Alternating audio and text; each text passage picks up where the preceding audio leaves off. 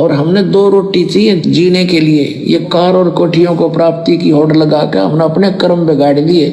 परमात्मा कहते हैं जीने के लिए तो हमने 2 रोटी चाहिए, 2 रोटी।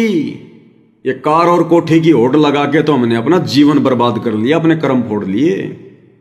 तो भाई और बहनों, वर्तमान में जिस कदर हम भक्ति कर रहे हैं, गुरु को प्रसन्न कर रहे हैं, हवन कर रहे हैं, इससे परमात्मा हमें वो 2 रोटी भी बहुत अच्छी देगा, बहुत अच्छी देगा परमात्मा। और समय पर गुरु जी कह रहे हैं बरसात होगी, बिना यूरिया बिना कीटनाशक के बढ़िया फसल होगी, ना कोई कीड़ा लगेगा, ना कोई फसल बर्बाद होगी। हमारी भक्ति के कारण परमात्मा ऐसा करेगा। इसलिए दास बार बार कहता है कि ये दास तो भाई जिस दिन गुरु जी आ जाएंगे और दास की ये सेवा समाप्त हो जाएगी वीडियो वाडियो की, उस दिन दास तो कहीं जाके गांव में और अपना हल्की सी झोपड़ी बना के और अपना शांति से भक्ति करेंगे, अपनी खेती बाड़ी करेंगे, जैसे भी होगी। अब भाई और बहनों, इस बात को सुनकर, इस वीडियो को देखकर जो मैंने पहले बनाया था, कुछ एक भगत भाई बहनों के शंका हो गई। उन्होंने कहा कि भगत जी आप तो गांव में चले जाओगे, अब जिनके जमीन नहीं है वो कैसे गांव में जाएंगे? तो जरूरी है कोई गांव में जाना? जब शहर में रह रहे हो तो शहर में रहो, क्या दिक्कत है? नेक नीति ईमानदारी से रहना, चाहे वो कहीं भी रहो। ये तो भक्तों के अपने अपने विचार हैं। कोई भीड़ में रहना चाहता है, कोई भीड़ में नहीं रहना चाहता। भाई जिसके गांव है, जिसके मकान है, वो अपने गांव में रहो, फिर शहर में हमने क्या करना? जब परमात्मा गांव में सारी सुविधा देगा, कबीर सागर के सरलार्थ में गुरुदेव ने लिख दिया कि छोटे छोटे काम धंधे शुरू हो जाएंगे। ये ज्यादातर फैक्ट्रियां, कंपनियां वगैरह नष्ट कर दी जाएगी, विज्ञान को ज्यादातर समाप्त कर दिया जाएगा, इन भौतिक वस्तुओं को ज्यादातर समाप्त कर दिया जाएगा।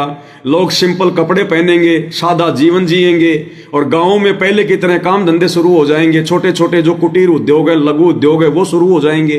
कुम्हार अपना मटका बनाएगा। ये स्टील फिस्टील के बर्तन, गैस कुकर फुकर कोई काम में नहीं लेगा। आजकल तो पता नहीं क्या क्या बनाओ, क्या आती है वो इडली डोसा सांबर बनाओ, पता नहीं उसके लिए लेके आओ, कुकर में दाल पकाओ, कुछ नहीं। परमात्मा ने साफ साफ लिखा हुआ है कबीर सागर के सरलार्थ में, कुटीर उद्योग शुरू हो जाएंगे, लघु उद्योग जैसे पहले होते थे। दर्जी गांव में ही सिंपल तरीके से वो कपड़े सिला करेगा। ये जींस फिंस पहनना सब छोड़ देंगे, टाइट कपड़े फालतू के, ये तड़कीले भड़कीले। कुम्हार अपने मटके बनाएगा, मटकों का पानी पिएंगे। ये फ्रिज विरिज की होड़ समाप्त हो जाएगी फालतू की। कुकर फुकर फलाना दिखना सब। छोटे छोटे उद्योग धंधे, चप्पल जूते बनाने वाला चप्पल जूते बनाएगा। फिर कहां हमारे खर्चे होंगे फालतू के? ब्याह शादी बात छुचक लेना देना है, कोई पार्टी वार्टी करना, फालतू के खर्चे दिखावा सब बंद हो जाएंगे हमारे। और समय पर परमात्मा बरसात करेगा, बढ़िया मौसम होगा। और मान लो अगर कोई बेचारा अगर कोई कमजोर भी होगा तो प्यार प्रेम इतना हो जाएगा, अपने भगत भाई बहनों की मदद करने से पीछे फिर कौन हटेगा? जिसके खेत में अनाज नहीं होगा किसी कारण से, दूसरे भाई बहन 4 बोरी आके डाल जाएंगे, ले भगत जी जब तेरे हो जाए जब मुझे दे देना।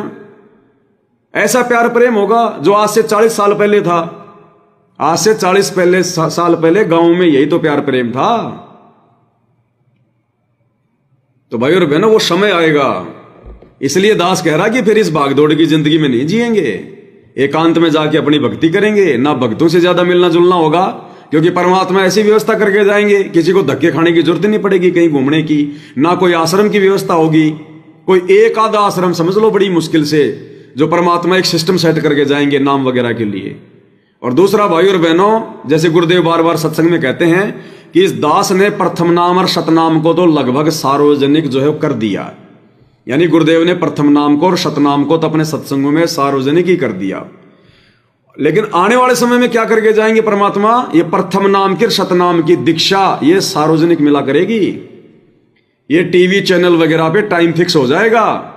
जैसे पहले के समय में रेडियो थे और रेडियो में टाइम फिक्स होता था कि दिन में 1:30 बजे समाचार आते थे, फिर रात को 7:30 बजे आते थे। तो लोगों को पता होता था, उसी समय खाओ के खाना और अपना रेडियो ऑन कर लेते थे हमारे दादाजी, हमारे पिताजी। उस समय टीवी तो थे नहीं, तो टाइम उनका फिक्स होता था कि भैया इतने बजे रागनी आएगी और इतने बजे जो है ये समाचार आएंगे, तो उसी समय ऑन कर लिया करते थे। तो आने वाले समय में भाई और बहनों ज्यादातर टीवी चैनल भी समाप्त हो जाएंगे, बहुत ही सीमित रहेंगे और उन पे बकवाद नहीं चलेंगी, कोई राजनीति नहीं चलेगी, केवल गुरु जी के सत्संग चलेंगे, गुरु जी के प्रवचन चलेंगे। और ये प्रथम नाम और शतनाम ये सार्वजनिक दिए जाएंगे टीवी चैनल पर कि जिन जिन आत्माओं को प्रथम नाम लेना है वो इतने बजे अपने टीवी को ऑन कर ले, ये प्रथम नाम दिया जाएगा। उस समय वो गुरु जी की डीवीडी चलेगी ओरिजिनल खुलेआम, और उस समय बैठ के नाम लेंगे जिन जिन को लेना होगा। फिर सतनाम जिनको लेना होगा वो बैठ जाओ भाई खोल के अपना टीवी। ये 2 मंत्र तो सार्वजनिक मिलेंगे, सार्वजनिक। और तीसरे मंत्र की परमात्मा कोई व्यवस्था करके जाएंगे अपने हिसाब से। तो बताओ फिर कहां भटकेंगे हम? गांव गांव में भगत होंगे क्योंकि सब भगवान की भक्ति करेंगे। बताओ फिर भक्तों को फिर आश्रम में इकट्ठा होने की जरूरत क्या है? अरे जब गांव में भगत हैं तो गांव में मिल बैठ के महीने में एक बार अपना साथ संगति कर लेंगे। अब उसी परमात्मा की चर्चा के लिए गांव से फिर जाओ कहीं आश्रम में, ये परमात्मा बखेड़ा करके नहीं जाएगा। इसलिए दास कह रहा कि भैया एकांत में अपनी भक्ति करेंगे, अंतिम समय अपने नानक जी की तरह अपने बिताएंगे। और तुम टेंशन क्यों ले रहे हो भाई शहर में रहने वालों? अरे जिनके जमीन नहीं, जिनके मकान नहीं, वो टेंशन क्यों ले रहे हो? ये जमीनी जमीन खाली पड़ी रहेगी, जमीनी जमीन। ये जितने बड़े बड़े जो ये जमींदार जो ये जमींदार जो बन के बैठे ना, ये जमीनों के मालिक, 100 बीघा 200 बीघा, ये बिना भक्ति के इनके बक्कल उतरेंगे, इनकी जमीन खाली पड़ी रहेगी। और अगर भक्ति में आ गए तो ये खुद ही कहेंगे भगत जी मैं क्या करूंगा, भगत जी मैं क्या करूंगा इस जमीन का, मेरे लिए तो 5 बीघा बहुत है, ये 150 बीघा तो फालतू है। लो भगत जी 5 बीघा आप लो, 10 बीघा आप लो, खाओ कमाओ।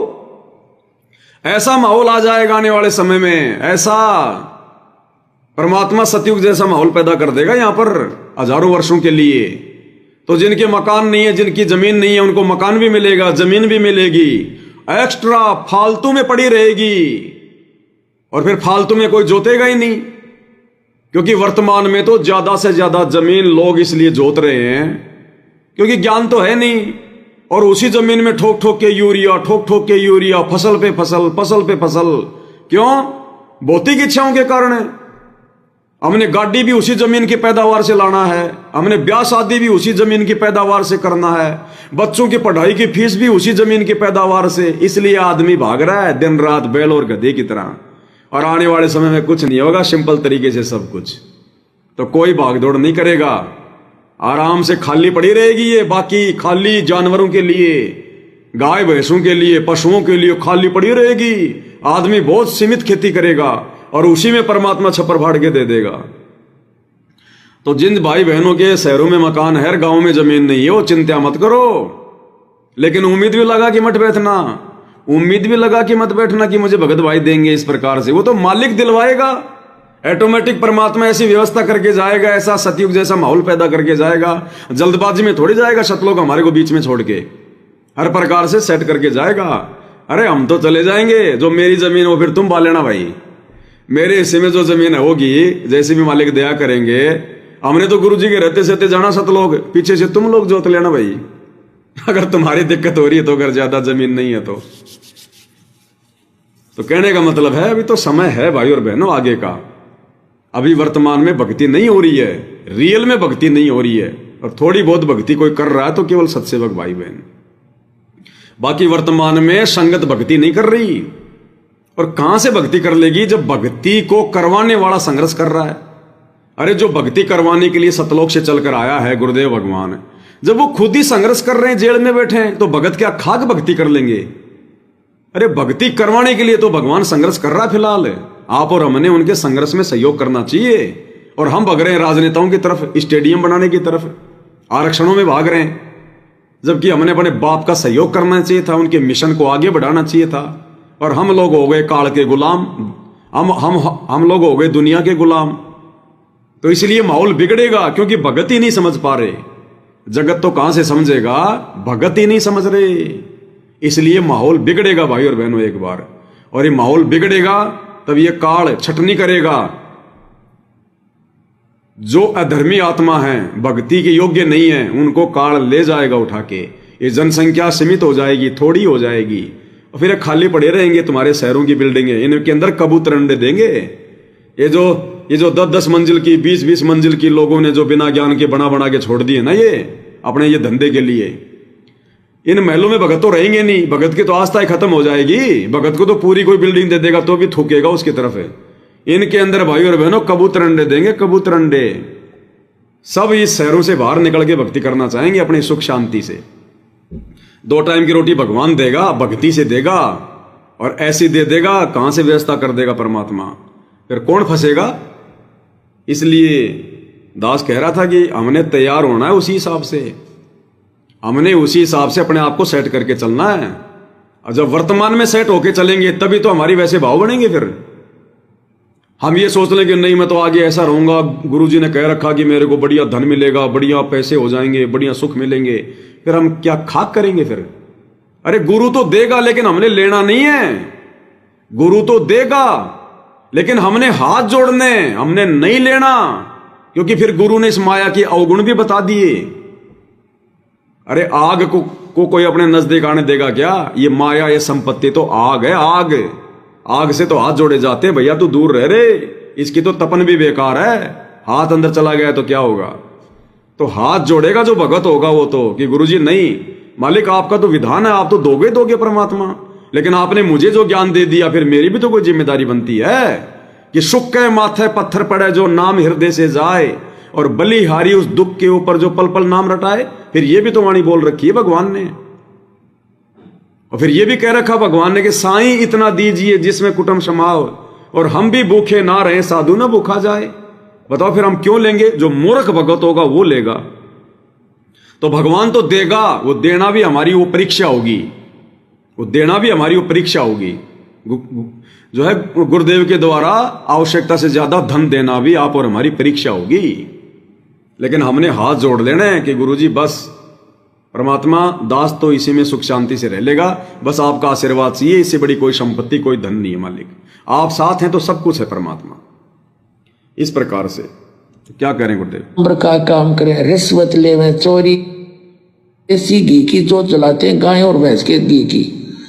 और यहाँ भी हम प्रत्येक समागम पर हवन करते हैं, इससे उस ओजोन गैस को सहारा मिलेगा और वातावरण बहुत अच्छा बनेगा, इससे वर्षा होया करेगी और बहुत अच्छा माहौल फिर से होगा। और हमने 2 रोटी चाहिए जीने के लिए, ये कार और कोठियों को प्राप्ति की होड़ लगा कर हमने अपने कर्म बिगाड़ लिए। 2 नंबर का काम करें, रिश्वत ले में, चोरी करें, डाके मारे, कहाँ ले जाओगे? यही छोड़ जाओगे और पल्ला झाड़ कर जाओगे, केवल पापों की गठरी तुम्हारे साथ होगी। उससे बचने के लिए तरीका अपनाना पड़ेगा जो दास बताने जा रहा है। यहाँ भी सुखी होगे, सतलोक चले जाओगे, आपको आवश्यक वस्तु अवश्य मिलेंगी जो आपको आवश्यक होगी। आपको आवश्यक वस्तु अवश्य मिलेंगी, किनको? जो भगत होंगे, जो भक्ति करेंगे, जिनका टारगेट मोक्ष होगा। आवश्यक वस्तु परमात्मा उनको अवश्य देगा। फिर बताओ फिर फालतू में क्यों हम लोग मुझे फंसे? फालतू में क्यों हाय हाय करें? क्यों हम धन के बारे में सोचें कि मुझे गुरुजी धनी बनाएंगे, गुरुजी मुझे धन देंगे? वो गुरुजी है, परमात्मा है, सब देख रहा है हमारी सोच को, सब रोजाना वो पढ़ रहा है कि ये किस चीज को जो है टारगेट बना के जो है वो बैठे हुए हैं। तो हमने गुरु को नाराज थोड़ी करना है, हमने गुरु नाराज थोड़ी करना है भाई। जब गुरु देख लेगा कि ये तो कति अपने आप को मिट्टी समझ बैठा है, फिर परमात्मा संभालता है फिर भगत को। परमात्मा कहां से क्या व्यवस्था कर देगा उसका काम है, काम हमारा बिगड़ने नहीं देगा। फिर क्या आवश्यकता हमने उनसे जो है ज्यादा मांगने की? मांगना तो फिर वही चाहिए जो गुरुजी ने बता रखा है, भक्ति दान मोहि दीजियो देवन के देवा हो। भक्ति मांगो ना, भक्ति से सब कुछ मिलेगा। जाओगे, केवल पापों की गठरी तुम्हारे साथ होगी। उससे बचने के लिए तरीका अपनाना पड़ेगा जो दास बताने जा रहा है। यहाँ भी सुखी होगे, सतलोक चले जाओगे, आपको आवश्यक वस्तु अवश्य मिलेंगी जो आपको आवश्यक होगी। आपको घर बैठे दे देगा भगवान, लेकिन क्रिया तो करनी ही है, क्योंकि ये लोक क्रिया करने का है। पर नेक नीति से काम करते रहना और भक्ति को तय दिल से करते रहना, बेड़ा पार हो जाएगा।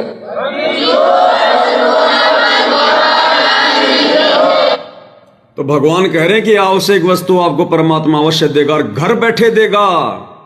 और फिर मालिक कह रहे हैं देखो काम धंधा तो थोड़ा बहुत करना ही पड़ेगा, फॉर्मेलिटी के लिए। वर्तमान में तो जिम्मेदारियों के लिए कर रहे हैं फालतू में। उस समय जब हमारी भक्ति बढ़ेगी वो समय आएगा, हम केवल फॉर्मेलिटी के लिए करेंगे। खेत में जाकर अपना बीज डाल के आ जाएंगे, बस। अब उस फसल को परिपक्व करना फिर परमात्मा का काम है। फिर तो हमने काटने के लिए जाना है, उसको काटने के लिए। ये चिंता ही नहीं रहेगी कि फसल को कोई चुरा ले जाएगा, कोई जानवर खा जाएगा। हमारा रक्षक भगवान बन के बैठ जाएगा। हमारा ध्यान तो भक्ति में रहेगा कि काल हमें ना ठग ले। और ऐसी फसल हुआ करेगी, ऐसी जबरदस्त फसल, जहां आज 1 बीघा में 2 क्विंटल गेहूं हो रहे हैं, उस समय परमात्मा 10-10 क्विंटल दे देगा, 10-10 क्विंटल। और खर्चे हमारे होंगे नहीं, भौतिक इच्छाओं की हमारे अंदर कोई लालसा नहीं होगी, लोक दिखावा नहीं होगा। फिर काहे के पैसे चाहिए हमें? फिर तो सिर्फ दाल रोटी, इससे ज्यादा कुछ नहीं। और ना कोई मर्यादा तुड़वाने वाला होगा, घर घर में भगत होंगे, जो मिलेगा वही परमात्मा की चर्चा करेगा, खुशी का माहौल होगा। अपना आराम से टाइम पास करेंगे, भगवान का भजन करेंगे और चले जाएंगे अपने। तो परमेश्वर ने बिल्कुल क्लियर कर दिया भाई और बहनों।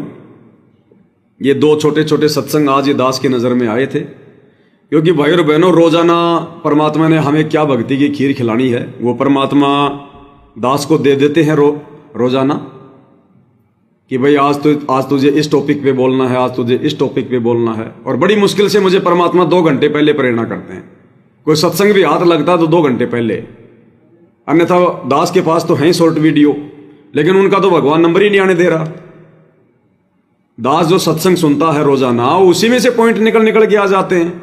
अब ये वही सत्संग है जो आपने सुने आज। ये दास ने आज ही सत्संग सुने थे। ये परमात्मा ने अभी शाम को संध्या आरती के बाद में इनकी कटिंग करवाई है, आधा घंटे पहले, और अब परमेश्वर ने 3 घंटे का वीडियो बनवा दिया।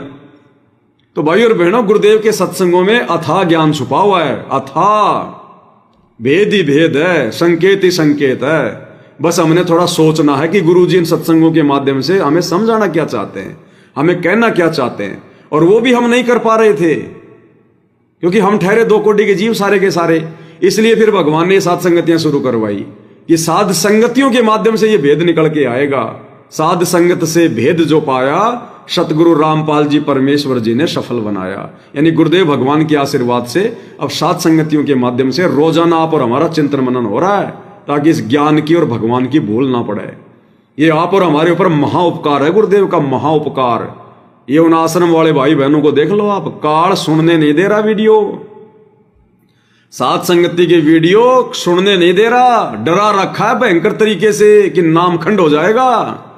जबकि उधर काल उनसे राजनीति करवा रहा है, उससे नामखंड नहीं हो रहा। परशुराम की जयंती में ले जा रहा है, उससे नामखंड नहीं हो रहा। गुंडों को, उन कुपात्रों को, उन जो है वो आरक्षण वालों को ज्योति पाठ और दान का पैसा दे रहे हैं, इनका पैसा जो है वो बर्बाद हो रहा है, राजनीति में लग रहा है, उससे इनकी मर्यादा खंड नहीं करवा रहा काल है। बस पवन दास के अगर वीडियो देख लिए तो नामखंड हो जाएगा, डरा रखा भयंकर तरीके से। तो ये बहुत भयंकर काल का जाल है, इन आश्रम वालों को बांध रखा है काल ने। इसलिए आप और हमारा सौभाग्य, हमसे परमात्मा रोज घंटे 2 घंटे 3 घंटे की साथ संगति करवा रहे हैं। रोज हमारे अंदर वो भावना जो है वो बनी रहती है भक्ति की, गुरु जी के प्रति श्रद्धा बनी रहती है। हम लोग डगमग नहीं हो रहे, अन्यथा उधर जाके देखो मर्यादा में कोई है नहीं, वो भक्ति कर रहे हैं नहीं कर रहे हैं कुछ पता नहीं है, बस फॉर्मेलिटी के भगत बन के घूम रहे हैं। तो इसके लिए भी जितना हम गुरुदेव भगवान का धन्यवाद करें उतना कम है भाई और बहनों।